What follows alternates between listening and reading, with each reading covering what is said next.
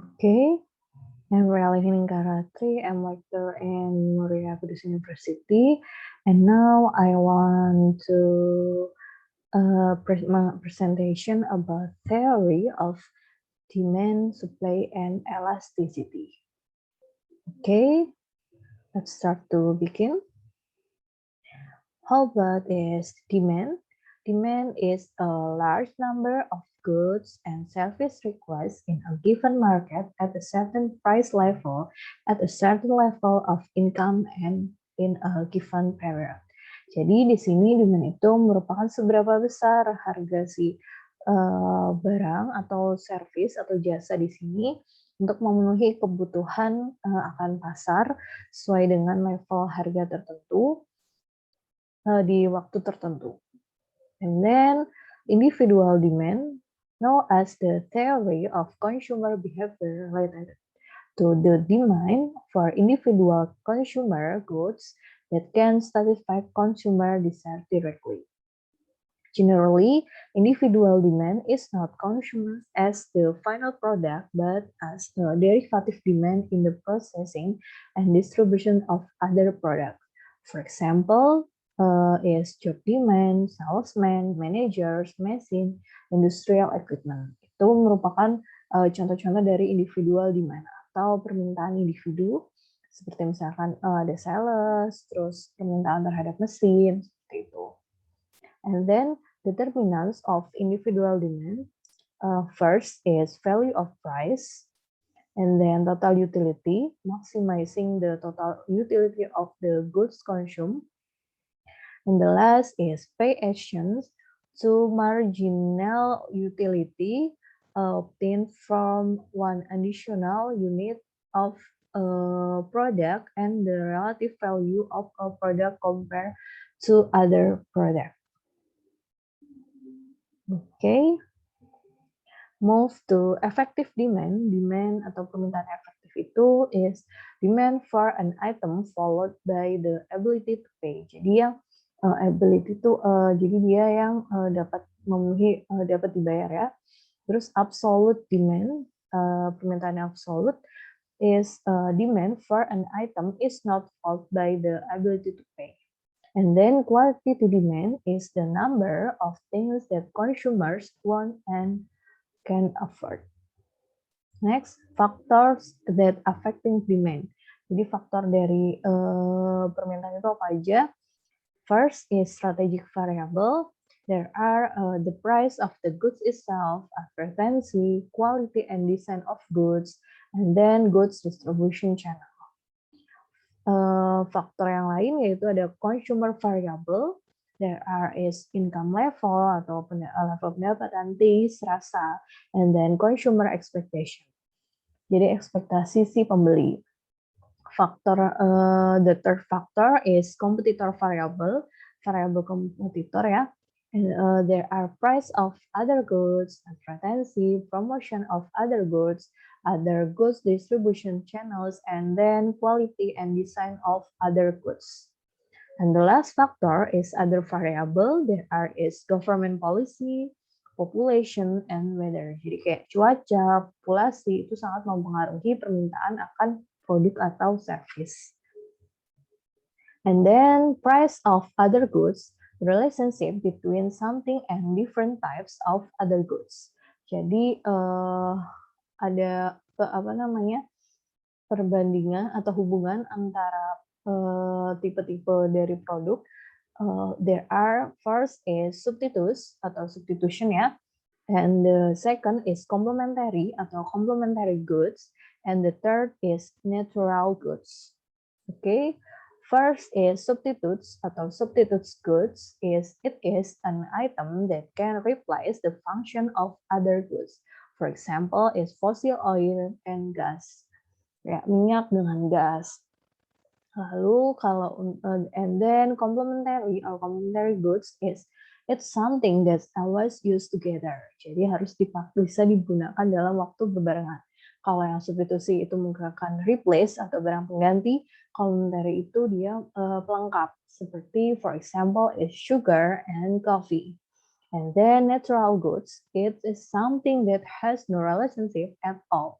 For example, is demand for rice and books has no relationship at all, meaning that change in demand and price of rice will not affect the demand for textbooks and vice versa. Jadi di sini kalau natural goods dia tidak ada hubungannya kayak permintaan akan beras dengan buku itu tidak ada permintaan tidak berkesinambungan seperti itu. Jadi tidak memberikan efek apabila harga beras naik belum tentu harga barang juga naik. Seperti itu. Consumer income will cause change in demand for various types of goods. Change in people's taste will change the demand for goods or products. The increase in population will be recognized by the existence of employment opportunities. Thus, it will change the purchasing power of the community, then it will increase the demand for various goods. Jadi, di sini akan merubah kekuatan dari pembayaran dan akan menaikkan dari permintaan. If consumer predict an increase in the price of a good in the future, then the demand for the goods increase. Jadi jika consumer memprediksi akan naiknya harga suatu barang di masa yang akan datang, akan memberikan permintaan terhadap barang itu meningkat. And then law of demand atau hukum dari permintaan itu, the lower the price of goods, the higher demand for the goods. The higher the price of goods, the lower demand for the goods. Jadi apabila harganya itu rendah dari barang tersebut, maka akan mempertinggi permintaan. Harga mempertinggi. Jadi kalau harganya itu rendah akan mempertinggi produksinya atau akan mempertinggi permintaan terhadap barang itu. Tapi ketika harga itu tinggi, maka permintaan terhadap barang itu rendah. Jadi misalkan ketika teman-teman ngerasa beli daging itu mahal, jadi tentu teman-teman nggak pengen beli daging kan, karena harganya mahal. Jadi teman-teman lebih memilih buat membeli tempe seperti itu. Itu adalah law of demand. And then, if the price of an item rises, then the buyer will look for other goods that can be used as a replacement for the item. And conversely, if the price of the item drops, consumer will increase the purchase of the item. And then, for demand function, indicates the relationship between the number demand of goods and all the variables that determine the demand.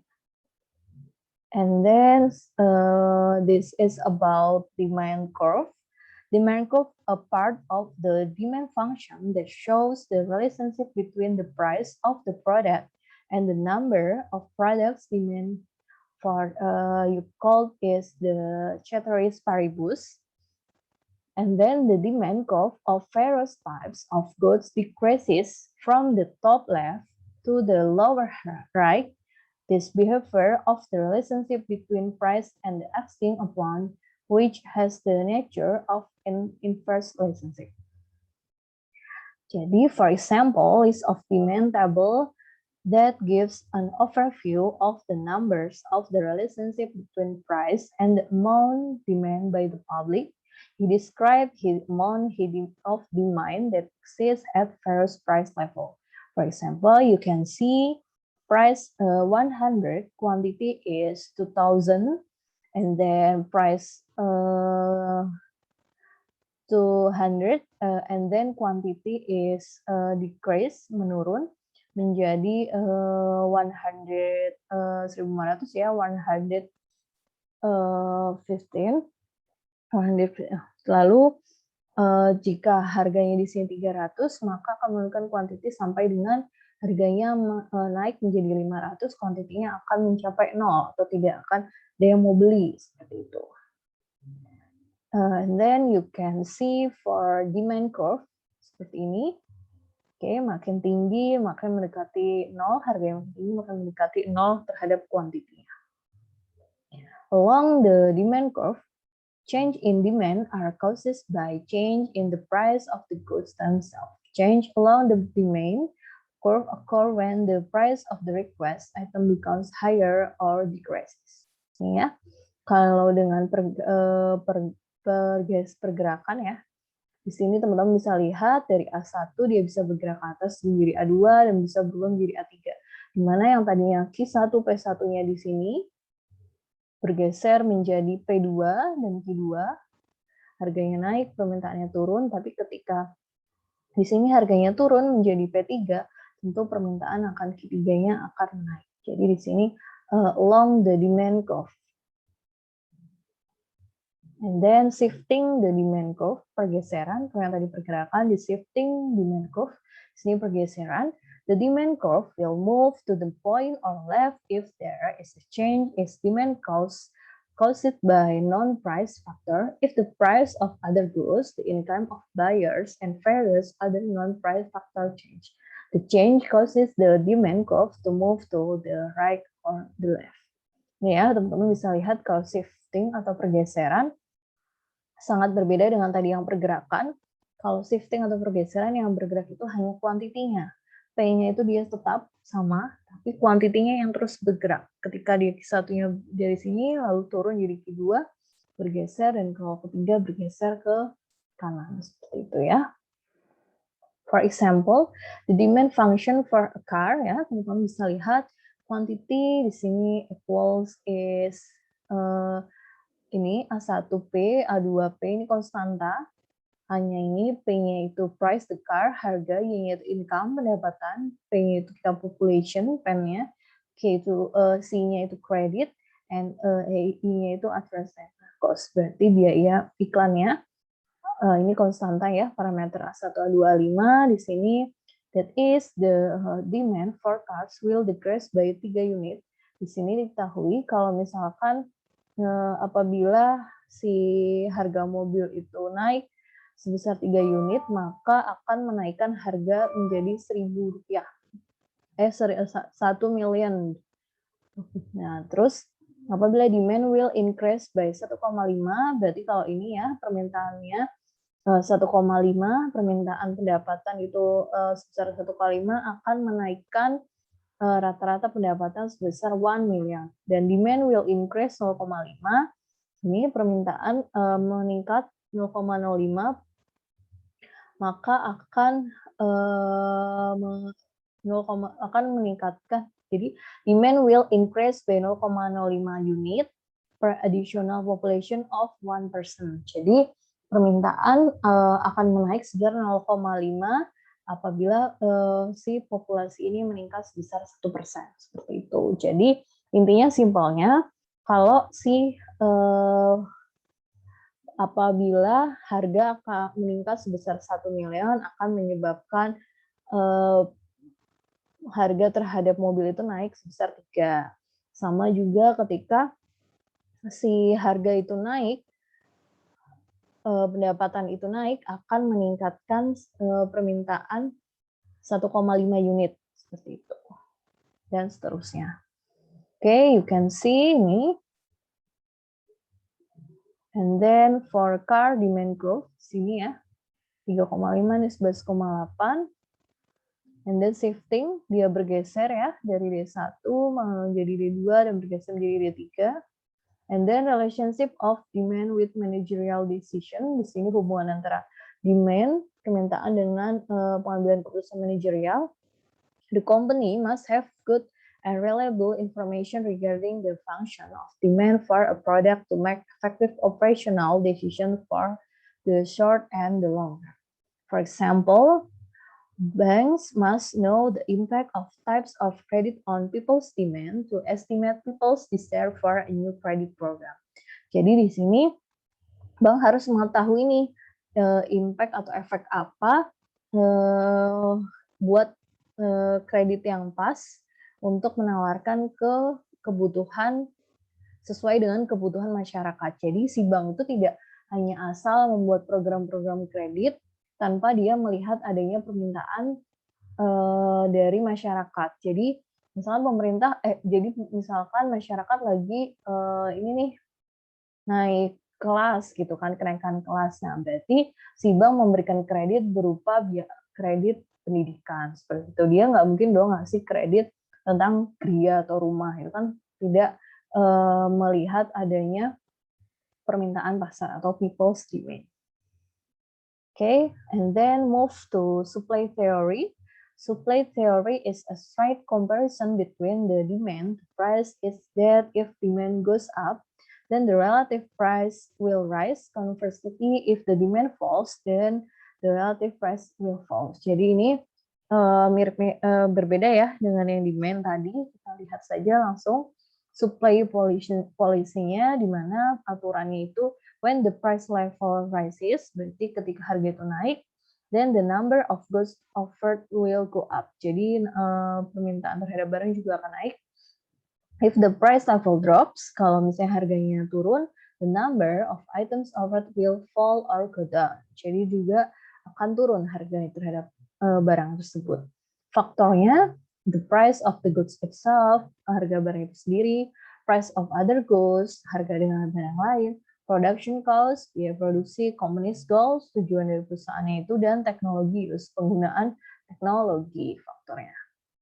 And then notebook overly stable, di sini kondisinya ya, teman-teman bisa lihat. Kalau misalnya harganya segini 500, berarti amount offered-nya berarti menjadi 900.